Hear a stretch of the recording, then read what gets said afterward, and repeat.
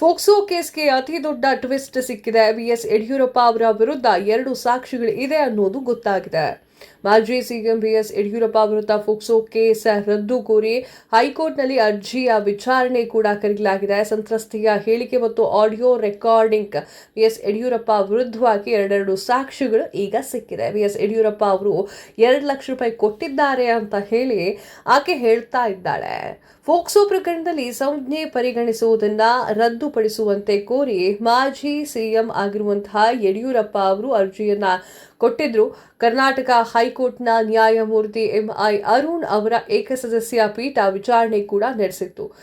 ಇನ್ನು ಯಡಿಯೂರಪ್ಪ ಪರವಾಗಿ ಹಿರಿಯ ವಕೀಲ ಸಿವಿ ನಾಗೇಶ್ ಅವರು ಕೂಡ ಮಂಡನೆಯನ್ನ ಮಾಡಿದ್ರು ವಾದವನ್ನ.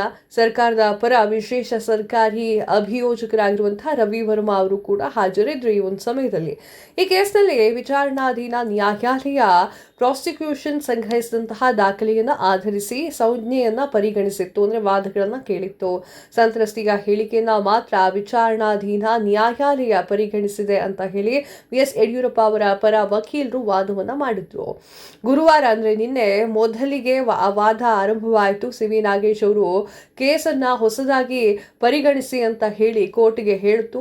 ಆದರೆ ಕೋರ್ಟ್ ಅದನ್ನ ಕೇಳಲಿಲ್ಲ, ವಿವೇಚನೆ ಬಳಸಲಿಲ್ಲ ಮತ್ತು ತನಿಖಾಧಿಕಾರಿ ಸಲ್ಲಿಸಿದಂಥ ಇಡೀ ಸಾಕ್ಷಿಗಳನ್ನ ಪರಿಗಣಿಸಬೇಕು ಅಂತ ಹೇಳಿ ಅವ್ರು ಹೇಳಿದ್ರು. ಅದನ್ನ ಪರಿಗಣಿಸಿಲ್ಲ ಅಂತ ಹೇಳಿ ಕೋರ್ಟ್ನ ಗಮನಕ್ಕೆ ಕೂಡ ಅವರು ತಂದ್ರು.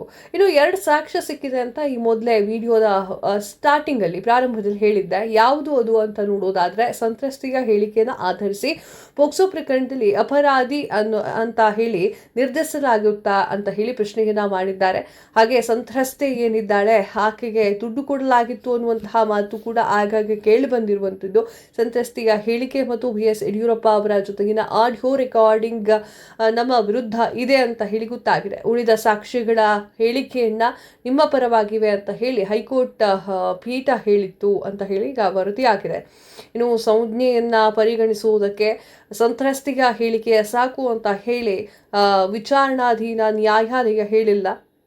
ಸಂತ್ರಸ್ತೆಯ ಹೇಳಿಕೆಯನ್ನ ತನಿಖಾಧಿಕಾರಿ ಪರೀಕ್ಷೆಗೆ ಒಳಪಡಿಸಿದ್ದಾರೆ. ಈ ಹೇಳಿಕೆಯನ್ನು ಅಧಿಕಾರಿಗಳು ಒಪ್ಪಿಸಿಕೊಳ್ಳುವುದಾದ್ರೆ ತನಿಖೆಗೆ ಅಗತ್ಯವಿಲ್ಲ. ತನಿಖಾಧಿಕಾರಿ ಸಂಗ್ರಹಿಸಿರುವಂತಹ ಸಾಕ್ಷಿಗಳನ್ನ ವಿಚಾರಣಾಧೀನ ನ್ಯಾಯಾಲಯ ನೋಡಬೇಕು ಅಥವಾ ಬೇಡವೆ ಅಂತ ಹೇಳಿ ಸಿವಿ ನಾಗೇಶ್ ಅವರು ಕೇಳಿದ್ದಾರೆ. ಇನ್ನು ಧ್ವನಿ ಪ್ರತಿ ಕೂಡ ಇದೆ ಅನ್ನೋದು ಖಾತ್ರಿಯಾಗಿರುವಂತದ್ದು. ವಿಧಿವಿಜ್ಞಾನ ಪ್ರಯೋಗಾಲಯದ ವರದಿಯಲ್ಲಿ ಆಡಿಯೋದಲ್ಲಿರುವಂತಹ ಧ್ವನಿ ಯಡಿಯೂರಪ್ಪ ಅವರದ್ದೇ ಅಂತ ಹೇಳಿ ಖಾತರಿಪಡಿಸಲಾಗಿದೆ. ಸಂತ್ರಸ್ತೆಯ ಖಾಸಗಿ ಕೋಣೆಗೆ ಕರೆದೊಯ್ದು ಇದನ್ನ ವಿಚಾರಣಾಧೀನ ನ್ಯಾಯಾಲಯ ಪರಿಗಣಿಸಿದೆ. ಅನಂತರ ಸಂತ್ರಸ್ತೆಯು ಅಳುತ್ತಾ ಹೊರ ಬಂದಿದ್ದಾಳೆ, ಇದನ್ನ ನ್ಯಾಯಾಲಯ ಪರಿಗಣಿಸಿದೆ ಅಂತ ಹೇಳಿ ಕುಮಾರ್ ರವಿ ವರ್ಮಾ ಕುಮಾರ್ ಏನಿದ್ದಾರೆ ಅವರು ಪೀಠಕ್ಕೆ ಗಮನಕ್ಕೂ ಕೂಡ ತಂದಿರುವಂಥದ್ದು.